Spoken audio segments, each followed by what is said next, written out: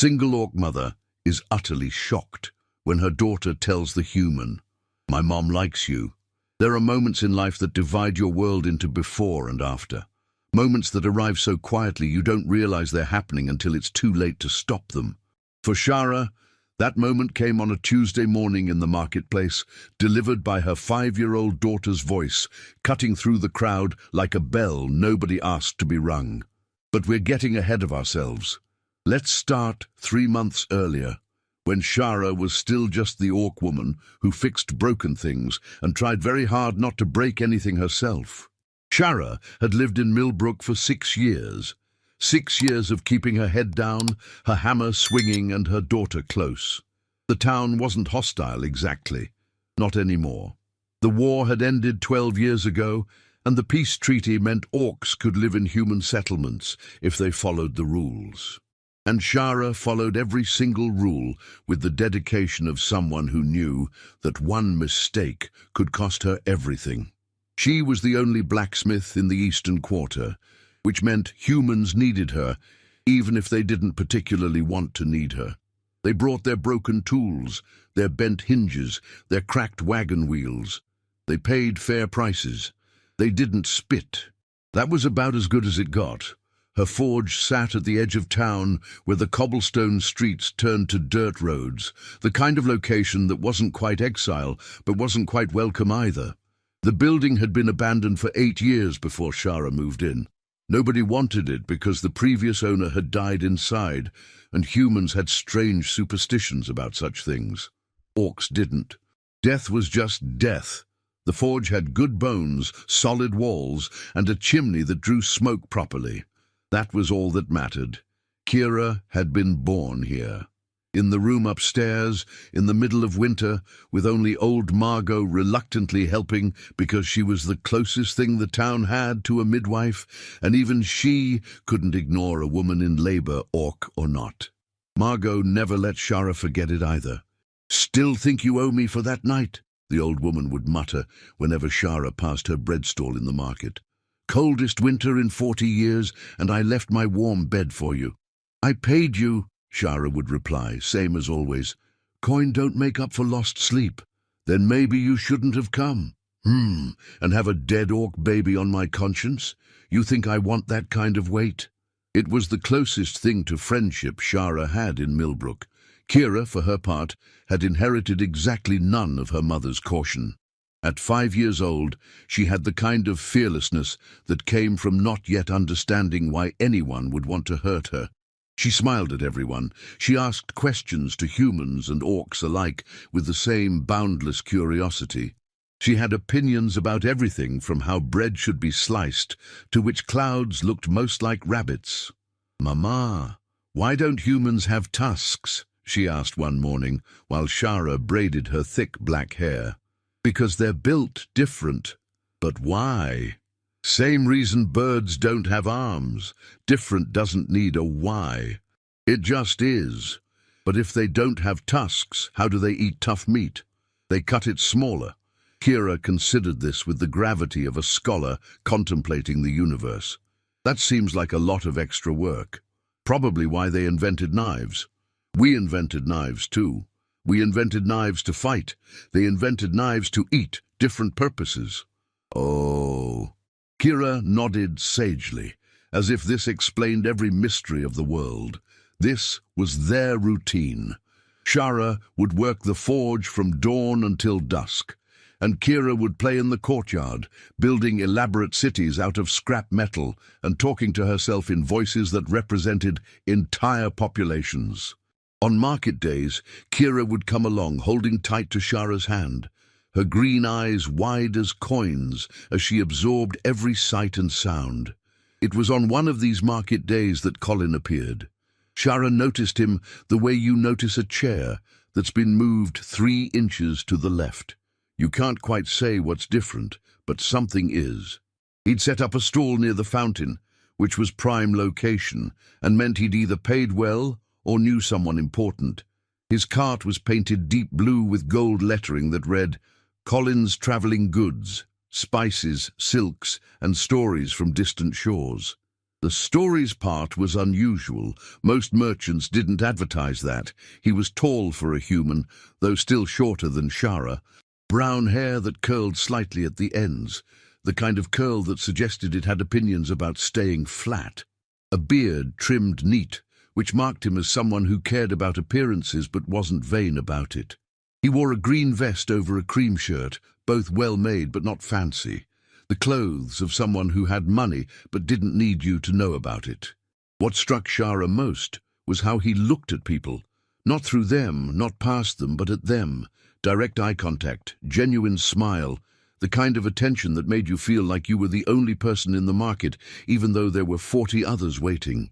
She watched him for 3 Tuesdays before he noticed her watching. On the 4th Tuesday, Kira noticed him first. "Mama, that man has purple fabric," Kira announced, tugging Shara's hand. "I've never seen purple fabric before." "That's because purple costs more than our forge." "Can we look?" "We're here for nails and bread, not purple fabric." "But looking is free." This was a trap. Shara knew it was a trap. But Kira had a way of making traps seem reasonable, and before Shara could construct a proper argument, they were standing in front of Colin's stall. Up close, the fabrics were even more impressive. Silks that seemed to shift color depending on how the light hit them. Spices in small jars that smelled like places Shara had never been, and probably never would be. Carved wooden boxes with tiny drawers that clicked shut with satisfying precision. "Good morning," Colin said, and his voice matched his eyes. Warm, genuine, the kind of tone that didn't perform friendliness, but simply was friendly. Then he looked down. "And who's this?" "I'm Kira," Kira announced before Shara could stop her. "I'm 5, and I live in the forge, and I like purple." "Kira," Shara said quietly, "we should—" "5 is an excellent age," Colin interrupted, still smiling at Kira. "Old enough to have opinions, young enough to change them. And purple is a very sophisticated choice." He pulled out a small square of purple silk, barely bigger than his palm. "This one's from the Eastern Kingdoms. They use a special snail to make the dye. Takes about 10,000 snails to make enough for one dress." Kira's eyes went wide. 10,000? Give or take. That's so many snails. It really is. Makes you appreciate purple more, doesn't it? Knowing how many snails died for it. Did they die on purpose? I don't think snails have strong feelings about purpose, but they definitely died. Kira giggled, the kind of delighted giggle that meant she'd just decided this human was fun. Shara's stomach tightened. "We should go," Shara said, firmer this time. Colin looked up then, really looked. Met her eyes with that same direct attention he gave everyone else, and Shara braced herself for the moment when his expression would change. When he'd noticed the green skin, the slightly pointed ears, the small tusks visible when she spoke, when friendliness would frost over into politeness, or worse, barely concealed discomfort. The moment never came.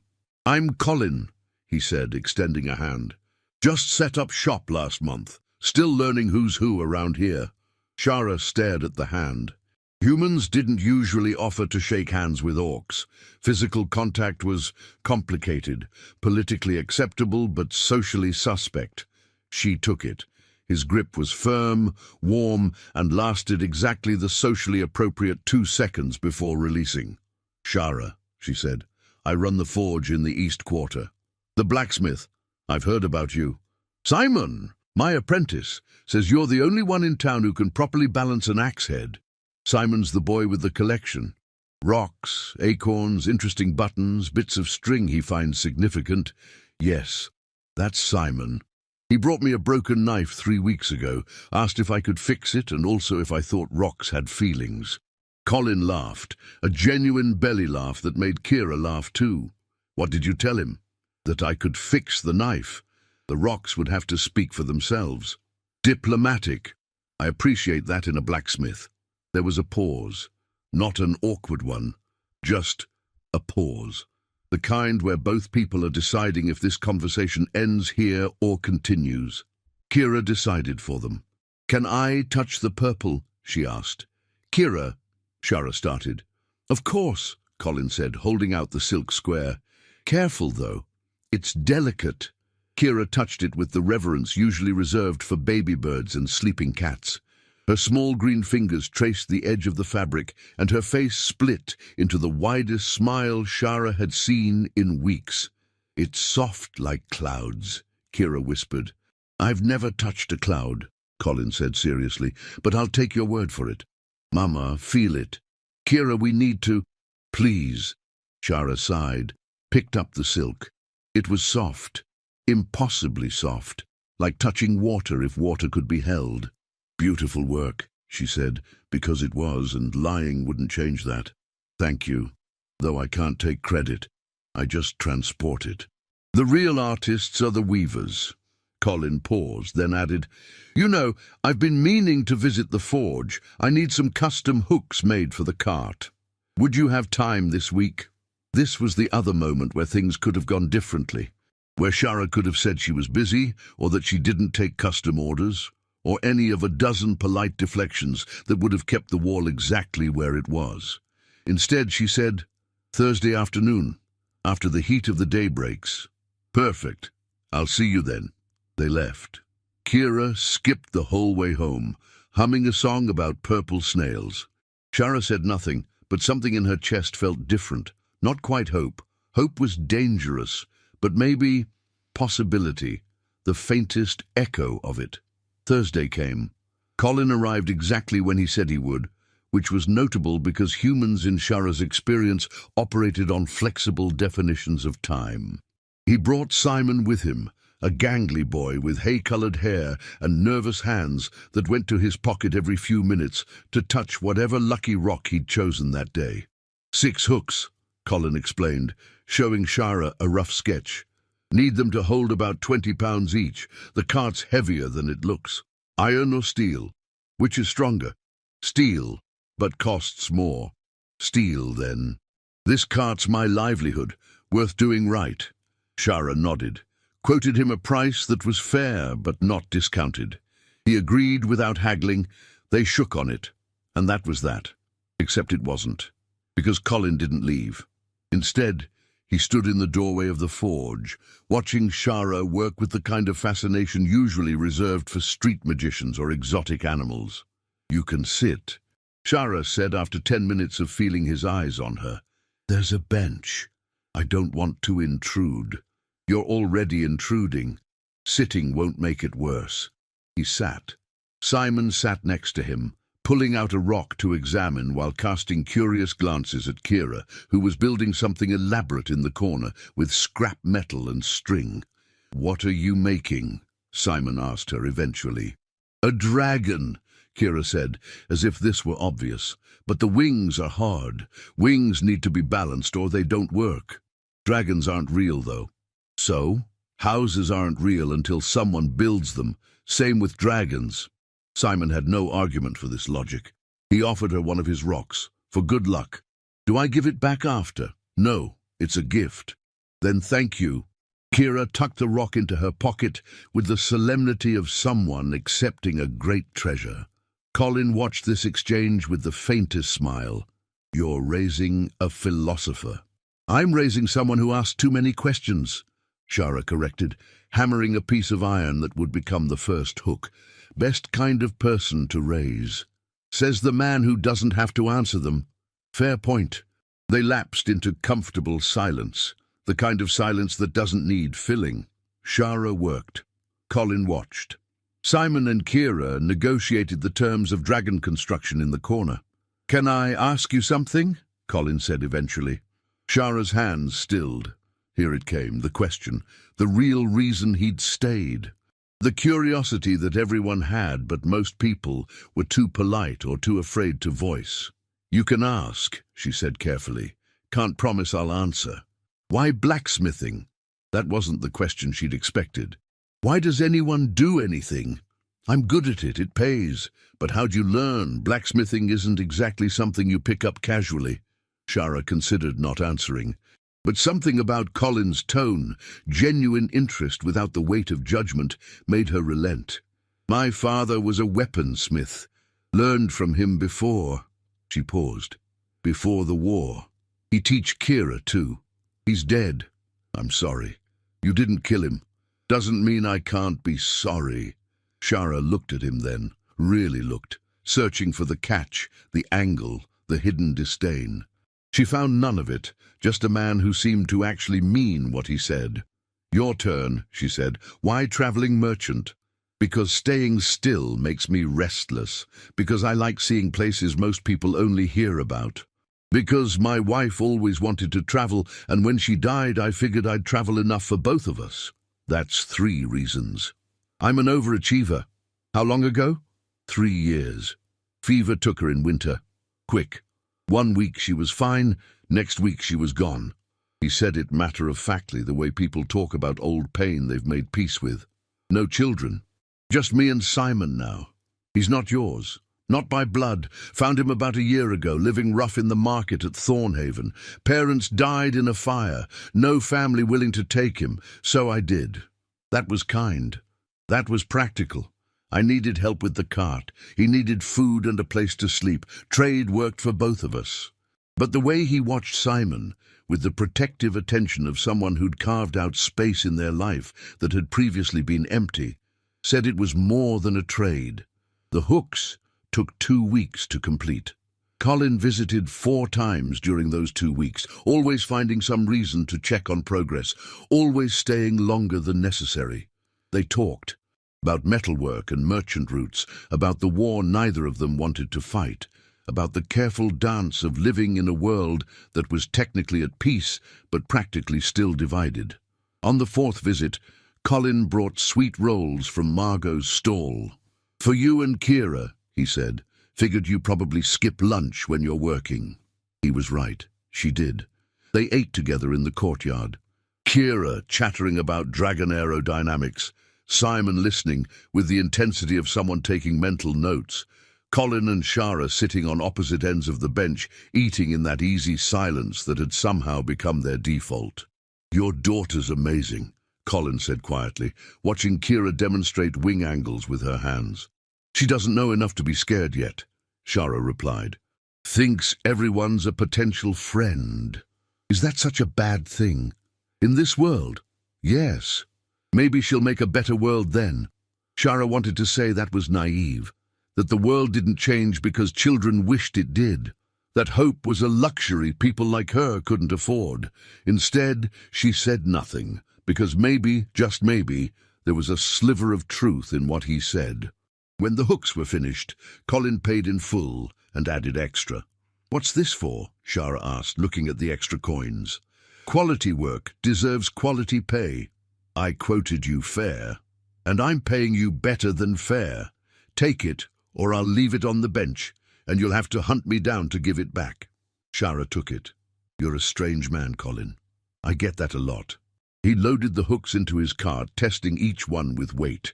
These are perfect, exactly what I needed. They're hooks, not complicated. Maybe, but they're hooks that won't break. That's worth something. He paused, hand on the cart rail. I'll be in town for another 3 months. If you ever need anything, supplies, materials, just someone to talk to, you know where to find me. It was an offer, not a demand, not an expectation, just an offer. I'll keep that in mind, Shara said, and she did. Over the next month, she found reasons to walk past Colin's stall, checking prices on this or that, asking about materials she might need in the future, bringing Kira to look at fabrics she couldn't afford but could appreciate. Colin never made it weird, never pushed, just greeted them with that same genuine warmth and treated conversations like they were the most natural thing in the world. Kira naturally noticed. Mama, you smile different when we see Colin, she announced one evening while Shara tucked her into bed. I do not. You do. Your mouth does the thing. What thing? The happy thing. The same thing you do when you finish a really hard piece. That's just my face. Nuh-uh. That's your I like something face. I know all your faces. You're 5. You don't know all my faces. I know the important ones. Shara should have changed the subject, should have redirected, should have done anything except what she did, which was absolutely nothing, while her daughter studied her with those 2 knowing eyes. Do you like Colin? Kira asked. He's a customer. That's not what I asked. Kira, it's okay if you like him, Mama. He's nice. He brings us sweet rolls. And he lets me ask questions without getting annoyed. And he has good stories. And... Sleep, Shara interrupted. You can list his qualities tomorrow. So you do like him. I like sleep. Go to sleep. Kira giggled, burrowing into her blanket. Okay, but I'm right. She was. That was the problem. Because somewhere between the hooks and the sweet rolls and the quiet conversations, Shara had stopped thinking of Colin as just the merchant in the market. He'd become Colin. The man who made Kira laugh. The man who asked questions because he actually wanted to know the answers. The man who looked at her like she was a person first and an orc second. It was dangerous. It was foolish. It was exactly the kind of thing that got people hurt. But it was also true. The thing about truth is it doesn't care about your plans. It doesn't wait for convenient timing or safe spaces. It just exists. Getting heavier every day, you try to carry it alone. For Shara, that weight became unbearable on a Tuesday morning in the marketplace. They'd gone for supplies, flour, salt, nails, the boring necessities that couldn't wait. Kira was in high spirits because Margot had given her a slightly burned roll before it went to waste. And even slightly burned rolls were exciting when you were 5. Colin's stall was busy, 3 customers examining fabrics, 2 more asking about spices. Simon was handling the crowd with the frazzled competence of someone who'd learned to manage chaos by necessity. We should come back later, Shara said, steering Kira away. But Kira had spotted Colin, and more importantly, Colin had spotted them. He smiled, that easy, genuine smile that reached his eyes, raised a hand in greeting, and Kira, with the complete and total lack of social awareness possessed only by children and very drunk people, waved back enthusiastically. Then she shouted, loud enough for half the marketplace to hear, "My mom likes you!" Time didn't stop. Time never actually stops. But it felt like it did. Felt like every person in the market turned simultaneously. Felt like the air itself held its breath. Shara's mind went blank. Completely, utterly blank. The kind of blank where thoughts should be, but there's only static and the distant sound of your life collapsing. Colin's smile froze, not in disgust, not in horror, just froze, like he'd been carved from stone mid-expression. The customers at his stall stopped examining fabrics. Margot stopped muttering prayers. Drock, who'd been loading supplies into a cart near the fountain, went very still. Kira, oblivious to the crater she'd just created in her mother's life, kept waving. "She does. She smiles at you all funny and she asks me about you and she—" "Kira!" Shara managed to choke out. "Stop talking." "But now." Something in Shara's voice penetrated. Kira's mouth clicked shut. Her smile faltered. "Did I say something wrong?" she asked in a smaller voice. Shara couldn't answer. Because yes, Kira had said something catastrophically wrong. But also no, because it was true, and you couldn't punish a child for telling the truth. "We're leaving," Shara said. She took Kira's hand and walked. Fast. Faster than was probably wise, but stopping would mean facing the stairs, and she couldn't do that. Not now. Not yet. "Shara, wait." That was Colin's voice, behind her. She didn't turn around. "Shara, please." She walked faster. Kira stumbled, trying to keep up. They made it to the forge in record time, Shara's heart hammering so hard she thought it might crack her ribs. Inside. Door closed. Breath coming in sharp gasps that had nothing to do with the pace of walking and everything to do with the fact that her carefully constructed life had just detonated in the middle of the marketplace. Kira started crying. Not dramatic sobs, just quiet tears, the kind that hurt more because they came from real distress instead of performative upset. "I'm sorry," she whispered. "I didn't mean to make you upset." Shara knelt down, pulled Kira into a hug that was probably too tight, but she couldn't loosen it. "I know, you didn't do anything wrong, but you're crying." She was, apparently. hadn't even noticed the tears until Kira mentioned them. "Sometimes adults cry when things are complicated," Shara said. "It's not your fault. Do you really like Colin?" "Yes." "Then why is that bad? How do you explain to a 5-year-old that the world has rules written and unwritten? That people can be polite on the surface while harboring sharp edges underneath? That humans and orcs could live in the same town, but not in the same lives? That loving someone from the other side was technically legal but practically suicide? You don't, because they're 5, and they shouldn't have to know that yet." "It's not bad," Shara said carefully. "It's just complicated." "Complicated how?" "Complicated like trying to mix oil and water. They don't naturally go together. But you can mix them if you stir hard enough. I've seen Margot do it when she makes bread. That's different." "Why?" "Because bread doesn't have feelings about being mixed." Kira thought about this. "Do you want to be mixed with Colin?" Shara laughed. It came out half-sob. "It doesn't matter what I want." "Why not?" "Because wanting isn't enough." But oh, she did want. That was the knife twisting in her chest. She wanted it so much it hurt.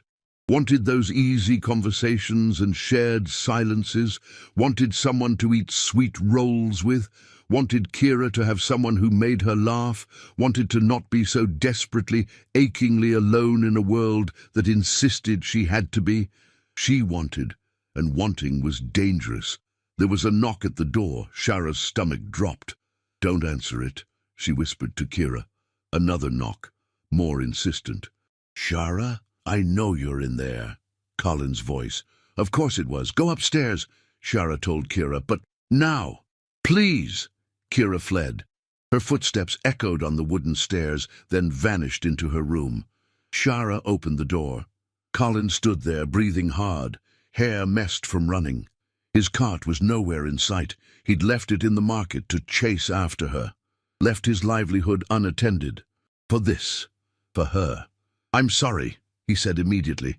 "I know that probably made things difficult, and You should go. Shara, please just go. This was a mistake." "What was a mistake? Her telling the truth?" "Yes. No. This whole thing. All of it. We can't." She gestured helplessly between them. "This doesn't work." "Why not?" "You know why not. Spell it out for me. Because I'm orc, and you're human, and this town is barely held together by polite fiction, and if people think we're—" She couldn't even finish the sentence. "It won't end well. For either of us." Colin took a step closer. Not threatening, just closer. "Is it true?" "Is what true?" "What Kira said. Do you like me?" Every instinct screamed to lie, to deflect, to protect herself the way she'd been protecting herself for 6 years in this town. "Yes," she said instead, because apparently her mouth had disconnected from her brain's survival instincts. Colin's expression shifted. Not horror, not disgust, just something soft, something warm. "Good," he said, "because I like you too." The world tilted. Actually tilted. Shara gripped the doorframe to keep from swaying. "You can't. Little late for that." "Colin, I like how you work. I like how you talk to Kira. I like how you don't sugarcoat things, but you're never cruel about it. I like that you eat lunch too fast because you forget to chew when you're thinking. I like that you smell like forged smoke and iron and something else I can't quite place, but makes me want to keep smelling it." He paused. "I like you as a person who happens to be an orc." In that order. Shara's chest felt like it was cracking open. "The town can deal with it. They won't. Then they won't. But that's their problem, not ours. You don't understand what you're saying. I understand perfectly. I'm saying I like you. I'm saying I want to see where this goes. I'm saying I don't care what color you are or what people think, because I've spent 3 years being lonely and careful, and now I've met someone who makes me laugh, and I'm not going to walk away from that because it's inconvenient. It's more than inconvenient. Okay, it's dangerous. It's difficult. It's probably going to make both our lives harder, but Shara..." He looked at her with those eyes that saw through walls. "I've been alone for 3 years, and I've been fine with it until I met you, and now I'm not fine with it anymore. and I don't think you're fine with it either." He was right. That was the problem. He was absolutely right, and she hated it. "What if we try and it falls apart?" she asked quietly. "Then it falls apart. But at least we tried. What if it gets Kira hurt? What if it gives Kira a chance to see love that crosses boundaries? What if we show her the world can be bigger than the boxes people try to stuff it into?" Shara wanted to argue, wanted to list all the reasons this was a terrible idea, wanted to protect herself and Kira from the inevitable pain. But she was so tired, so desperately bone-achingly tired of being alone. "I don't know how to do this," she admitted. "Neither do I, but we can figure it out together. People are going to talk. Let them. They're going to stare. I'll stare back. Colin, Shara, I'm not asking you to marry me tomorrow. I'm asking if I can come by for dinner sometime.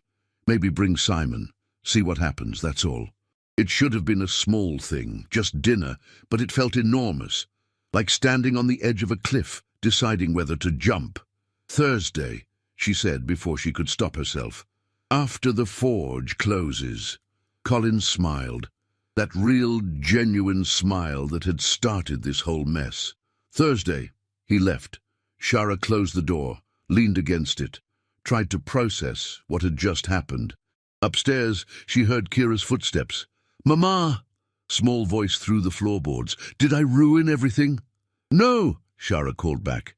"You might have actually fixed something." She wasn't sure she believed it, but maybe belief came later. Maybe right now she just had to take the first step. Thursday arrived with the inevitability of tide and tax collectors. Shara cleaned the forge 3 times, changed her tunic twice, braided her hair, unbraided it, braided it again differently. Kira watched with barely contained glee. "You're nervous." "I'm not nervous." "Your ears twitch when you're nervous." "They do not." "They do, and they're twitching right now." Shara forced them to stay still. Ears were not supposed to be that expressive. Evolutionary oversight. Colin arrived exactly on time. He brought bread, cheese, and a jar of honey that looked expensive. Simon trailed behind him, carrying a basket that clinked promisingly. "What's in there?" Kira demanded immediately.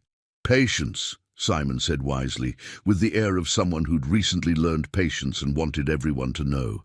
"Patience is boring." "Then prepare to be bored. Just for a minute, though." They ate at the table Shara had built when she'd first moved in. Sturdy, practical, scarred from years of living. Colin and Simon sat on one side, Shara and Kira on the other. Like negotiating teams at a peace treaty. Except the treaty was dinner, and the terms were whether anyone could remember how to make conversation that didn't revolve around the elephant in the room, shaped like cross-species romance. "This bread is really good," Colin said eventually. "It's Margot's," Shara replied. "She makes good bread." "She does." "Yes." Silence. Not comfortable. Just silence. Kira sighed dramatically. "You're both being weird. Just talk like normal." "We are talking normal," Shara protested. "No, you're not. You're talking like when Drock tries to talk to the tax collector, all stiff and careful." She turned to Simon. "Do you have any rocks with you?" Simon brightened immediately. 3. Want to see?" "Obviously." They retreated to the corner. Blessed, nonsense-free zone of children who hadn't yet learned that dinner parties required social navigation. Colin laughed quietly. "She's got a point. I'm being weird." "We're both being weird." "Should we stop?" "Probably. Don't know how, though." "Start with something easy. Tell me about the forge. When did you know you wanted to be a blacksmith?" And just like that, the conversation found its footing. Shara talked about learning from her father, about the satisfaction of taking broken things and making them whole, about how metal was honest. It bent or it broke, but it never lied about what it could handle. Colin talked about traveling, about the year he spent in the southern kingdoms where it never snowed and people ate fruit for breakfast, about finding Simon and realizing loneliness wasn't noble, it was just lonely. They talked until the candles burned low, until Kira and Simon had built an elaborate obstacle course for Simon's rocks to navigate. until the awkwardness dissolved into something that felt dangerously close to easy. When Colin and Simon left, he paused in the doorway. "Can we do this again?" he asked. "Yes," Shara said. Not carefully, not cautiously. Just yes. They did it again, and again. Thursday dinners became routine. Colin would bring food. Shara would cook it into something resembling an actual meal. Simon and Kira would build increasingly complex games in the corner. The town noticed. Of course the town noticed. Millbrook was too small for secrets and too bored for discretion. Margot cornered Shara in the market. "You know what you're doing?" "Making business decisions," Shara said flatly. "That's not business. That's something else." "Then it's something else. Still not your concern." "Humph. Just saying. People talk. Let them." Margot studied her with those sharp old eyes that had seen too much to be shocked anymore. "You really like him? Is that a question?" "Statement. You get this look, like you're surprised the world didn't end." She paused. "He looks at you the same way. And you're saying this because I'm old and bitter, and I've watched too many people waste chances they'll never get back. War took my son. Fever took his wife. You think I don't know about losing things?" She shook her head. "If you found something good in this mess of a world, hold on to it. Everyone else's opinions can go rot." It was the closest thing to a blessing Shara had ever received from a human in Millbrook. Drock was less supportive. "You're making a mistake," he said bluntly when he cornered her at the forge. "Humans don't mix with orcs. They tolerate us. That's different from accepting us. Maybe. Not maybe. Definitely. You think he'll stick around when things get hard? When his human friends start asking questions, when your daughter gets called names in the street because her mother chose a human. Kira already gets called names. This will make it worse, or it'll make it better. Give her a different future to believe in. You're being naive. I'm being hopeful. That's different." Drock grunted. "Hope's a luxury. We can't afford luxuries. Then maybe we've been poor too long." He left without another word. But the weight of his concerns stayed. The weight of everyone's concerns stayed. Comments in the market. Stares that lasted too long. Conversations that stopped when Shara walked past. The polite fiction of tolerance fraying at the edges. Shara felt it all. Carried it like stones in her pockets, getting heavier each week.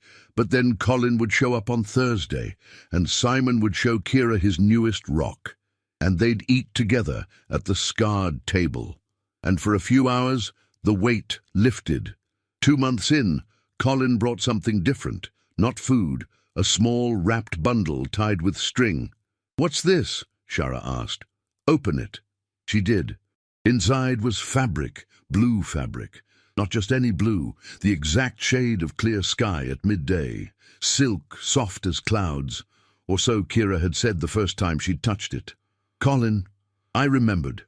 You said you liked it, but it cost too much. So I saved some from my next shipment. I can't accept this." "Why not? It's too much. It's fabric that I paid for with money I earned, which I'm now giving to you because I want to." "Colin, there's more." He pulled out something else, small, metal. Shara's breath caught.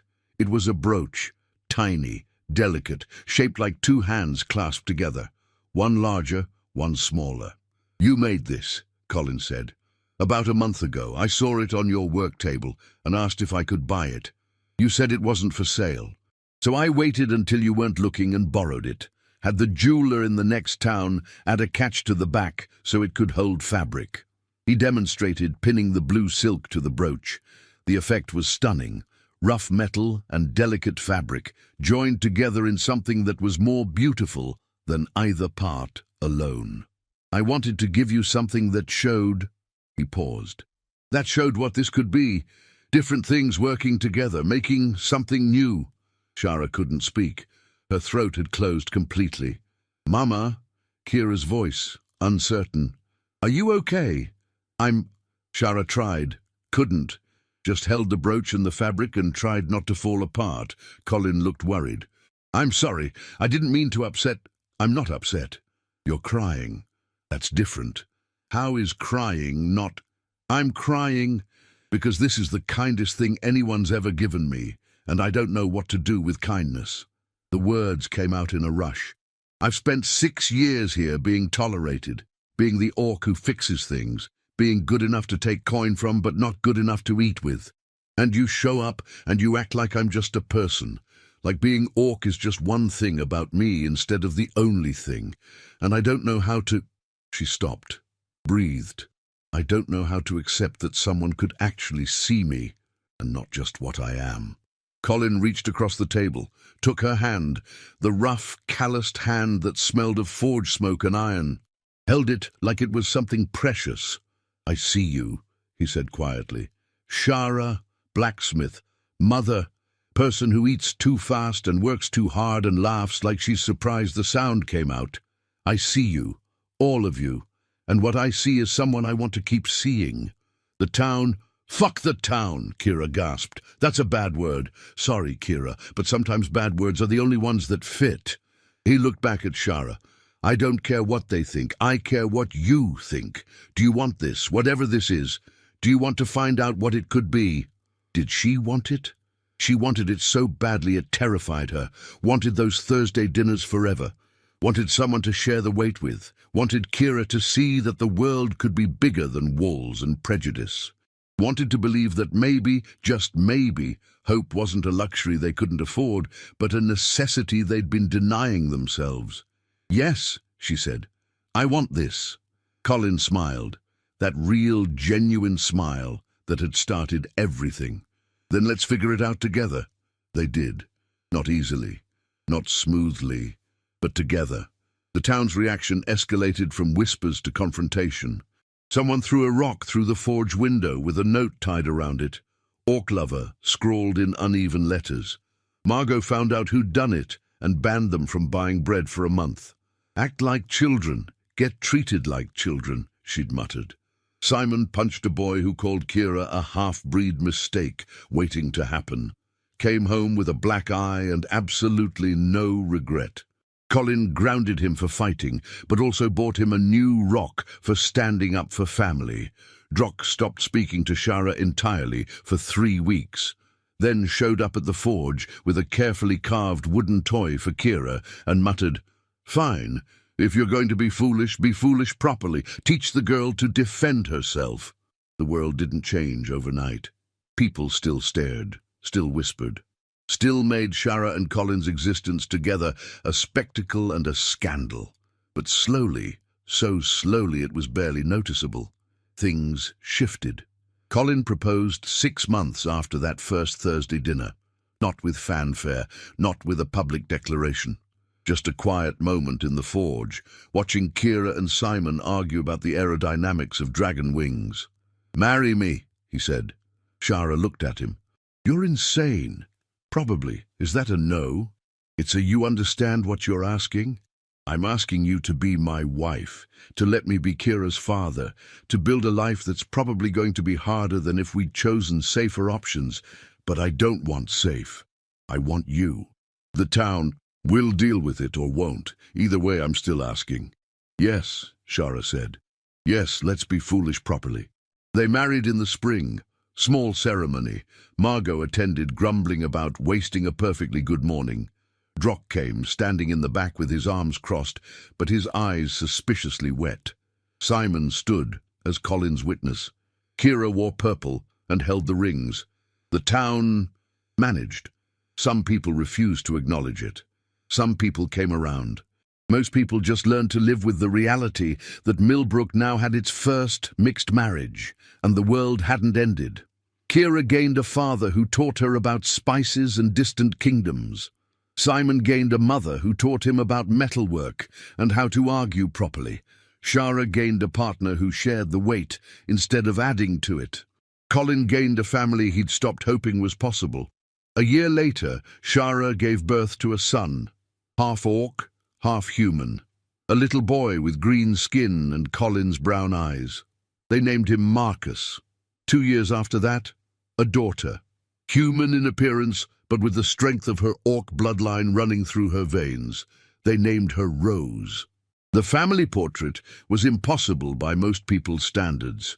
One orc, one human, two full orc children, one half-orc child, one human child. A patchwork of bloodlines and choices and love that refused to stay in neat boxes. "We look ridiculous," Shara said, studying the painted portrait the traveling artist had made. "We look perfect," Colin corrected. "Same thing," Kira announced. She was 10 now, still asking too many questions, still building impossible things, still believing the world could be bigger than the boxes people tried to stuff it into. Marcus toddled over, pointing at the painting. "Family." "That's right," Colin said, scooping him up. "Family." "But we're all different," Rose observed. She was 3 and analytical, took after Shara in the best ways. "Different isn't bad," Simon said. He was 17 now, almost ready to strike out on his own, already planning to carry this lesson into whatever life he built. "Different is just different. And different made us," Kira added, grinning at her mother. "Right, Mama." Shara looked around the forge that had become a home, at the children playing in the courtyard where she'd once worked alone, at the man who'd somehow looked past green skin and seen her, at the impossible family they'd built from stubbornness and hope and the willingness to try even when everyone said they'd fail. "Yeah," she said quietly, "different made us." Colin found her later that evening, standing in the doorway, watching the children play in the twilight. "You okay?" he asked. "Just thinking. About that first day in the market, when Kira announced to everyone that I liked you. She had no chill at 5, still doesn't at 10. No. But she was right. I did like you. I do like you." She leaned into him. "I love you. I love you too." "Still?" "Always."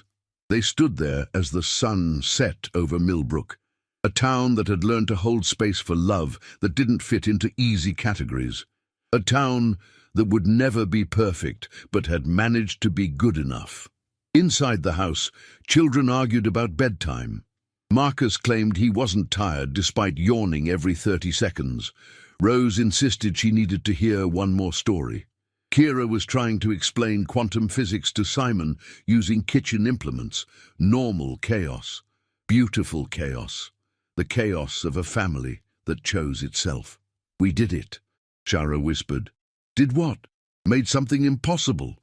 "Impossible's just another word for nobody tried hard enough yet." Shara smiled, held the brooch pinned to her tunic, the one Colin had given her years ago. 2 hands clasped together, different metals, different origins, joined into something stronger than either part alone. "In the end," Colin said quietly, "the world didn't need perfect people. It needed broken people willing to fix each other." That's poetic. I have my moments. Rare moments. Accurate moments. They went inside. Together, to the family they'd built from hope and stubbornness, and the revolutionary act of choosing love in a world that tried to say it was impossible. And if the town still whispered sometimes, let them. Whispers couldn't change what was true. Some families are born, some families are built, and some families are forged in fire, shaped by love, and tempered by the courage to believe that different doesn't mean impossible. This was one of those families. And they were perfect. If Shara and Colin's story reminded you that love is stronger than prejudice, that family is built by choice, and that the bravest warriors are those who choose hope in a world full of walls, then you're exactly where you belong. Welcome to Orcbound Tales, where every story proves that courage isn't about fighting battles, it's about building bridges. Hit that subscribe button and become part of a community that believes different doesn't mean impossible. Leave a like if this story touched something in you, and drop a comment telling me, what would you do if the world told you your love was impossible? Would you walk away, or would you fight for it? Your story matters. Your voice matters here. Subscribe to Orcbound Tales. Because every week, we're proving that the most powerful magic isn't spells or swords, it's the courage to love beyond boundaries. See you in the next tale, friend. We've got more impossible stories to make possible.